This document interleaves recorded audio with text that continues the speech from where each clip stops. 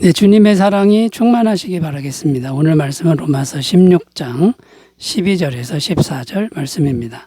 주 안에서 수고한 드루베나와 드루보사에게 문안하라.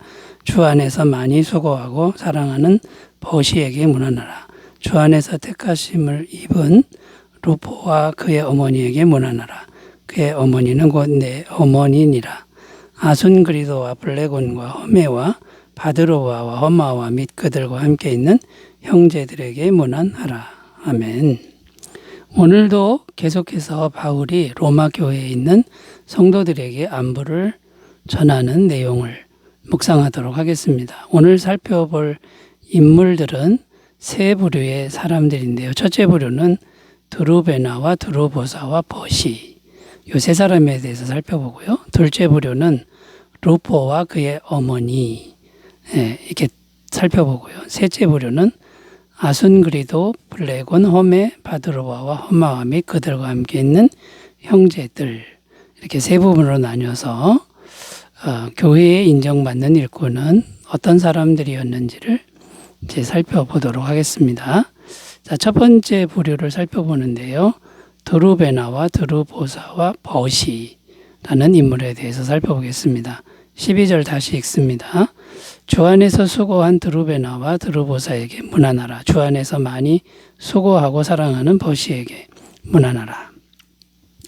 자, 여기 보면 드루베나와 드루보사라고 이제 먼저 나오고 있는데요. 이름이 같은 어근에서 나오고 있습니다. 이것으로 봐서 쌍둥이 자매 아니면 친자매로 보입니다. 드루베나의 이름의 뜻은 섬세한 이런 뜻이 있고 드루보사의 뜻은 고상한 이런 의미가 있습니다. 주로 이런 이름들은 당시 지체 높은 사람들의 이름이었습니다. 그러니까 섬세하고 고상하다.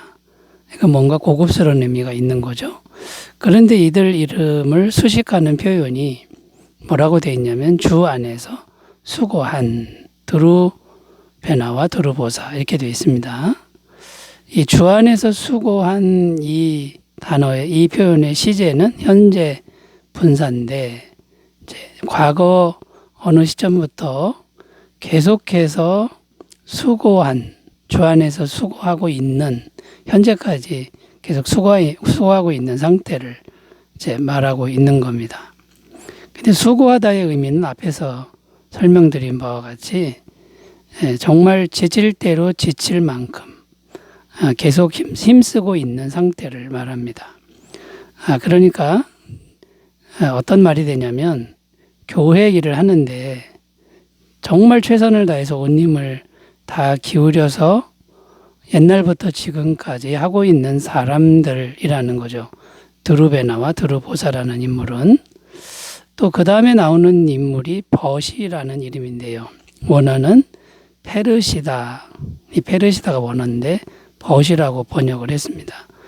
이 페르시다라는 단어는 페르시아라는 나라를 의미합니다.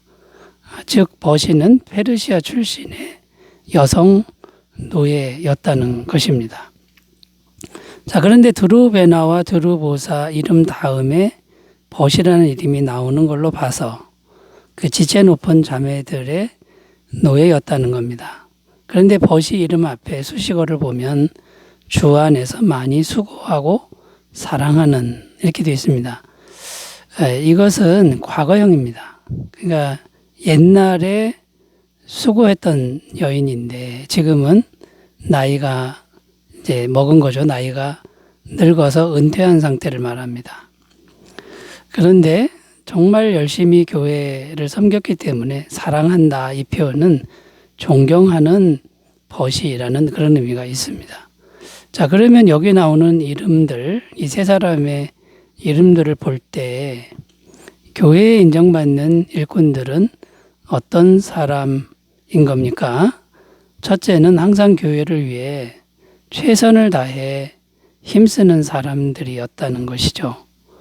이것은 교회에 인정받는 일꾼이 되기에 당연한 모습입니다.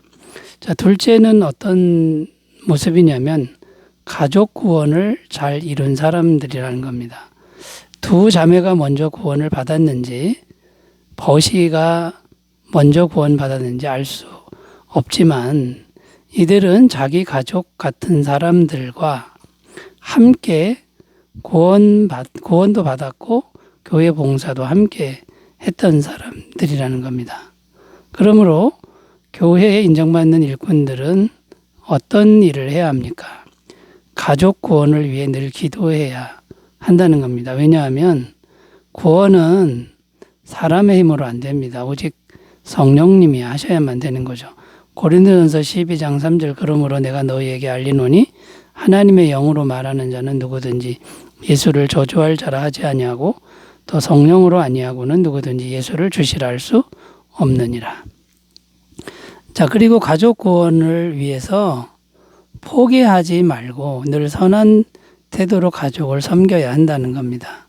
가족 구원은 반드시 인내가 필요하다라는 거죠. 갈라디아서 6장 8절에서 9절 자기의 육체를 위하여 심는 자는 육체로부터 썩어질 것을 거두고 성령을 위하여 심는 자는 성령으로부터 영생을 거두리라. 우리가 선을 행하되 낙심하지 말지니 포기하지 아니하면 때가 이름에 거두리라. 자, 여러분, 가족 같은 사람 또 친가족들을 위해 기도하고 섬김으로 가족 구원을 잘 이루시길 바라겠습니다. 자, 두 번째 부류로 가보겠습니다. 두 번째 부류는 루포와 그의 어머니라고 나오는데요. 13절입니다. 주 안에서 택하심을 입은 루포와 그의 어머니에게 문안하라. 그의 어머니는 곧 내 어머니니라. 여기 루포라는 이름이 나오는데 루포라는 인물은 어떤 인물이냐 하면요.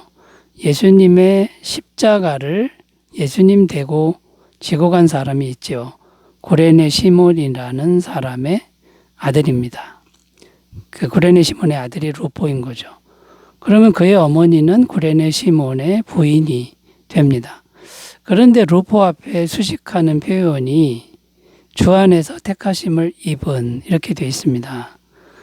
여기서 택하심을 입었다는 건 구원받았다라는 의미가 아니고 교회에 택함 받은 겁니다. 교회의 직분자로 선출된 사람. 이 택하심이라는 단어는 선출이라는 뜻도 있지만 탁월하다는 뜻도 있습니다. 그러니까 루포는 어떤 사람입니까? 교회 일에 충성된 사람이었고 탁월한 사람이었다라는 것이죠. 그러면 이 사람들은 어떤 사람들이었기에 교회에서 인정을 받은 겁니까? 교회의 짐을 대신 지는 일에 앞장선 사람들이라는 겁니다. 교회의 짐이란 짐은 다 지는 거죠.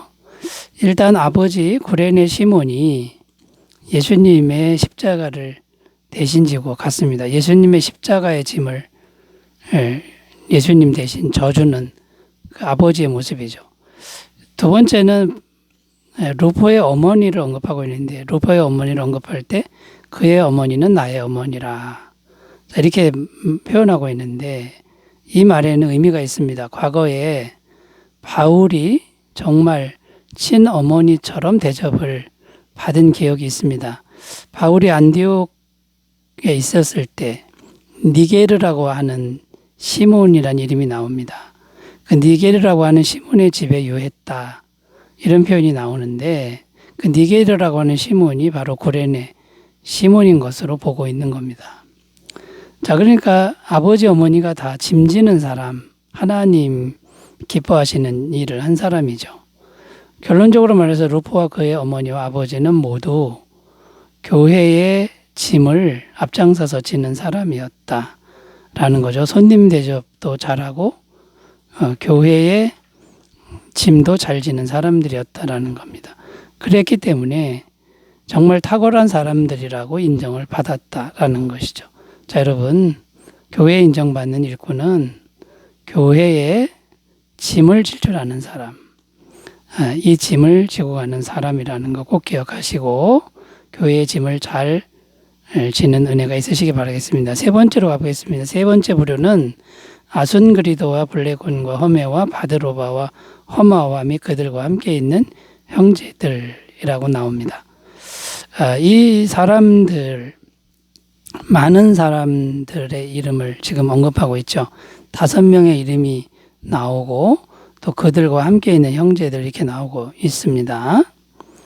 그런데 이 5명의 이름들은 개인적인 정보를 찾을 수가 없습니다. 그런데 그 뒤에 나오는 표현이 중요한데 그들과 함께 있는 형제들 이렇게 되어 있습니다. 형제라는 의미는 혈연 관계 형제의 의미가 아닙니다. 그리스도 안에서 같은 믿음을 가진 영적 가족들을 의미합니다. 실제로는 남남인데 믿음 때문에 친형제보다 더 형제처럼 된 관계를 말하는 겁니다. 자, 그러므로 교회에 인정받는 일꾼은 어떤 사람이라고 말할 수 있습니까? 그리스도 안에 있는 사람이면 누구라도 친형제처럼 대할 줄 아는 사람이 교회에 인정받는 일꾼이다라는 겁니다. 자, 왜 그렇게 해야 하는 걸까요? 첫째 이유는 예수님이 그렇게 하셨고 또 예수님이 우리를 남남인데 친가족처럼 대하셨다는 거죠. 마태복음 12장 50절 누구든지 하늘에 계신 내 아버지의 뜻대로 하는 자가 내 형제요 자매요 어머니이니라 하시더라. 피 한 방울 섞이지 않았지만 같은 믿음 안에 있으면 형제 자매 어머니로 여기시는 게 주님의 마음이라는 거고요. 또 왜 그렇게 해야 됩니까? 성도는 한 몸의 여러 지체들이다라는 거죠. 고린도서 12장 20절 너희는 그리스도의 몸이요 지체의 각 부분이라.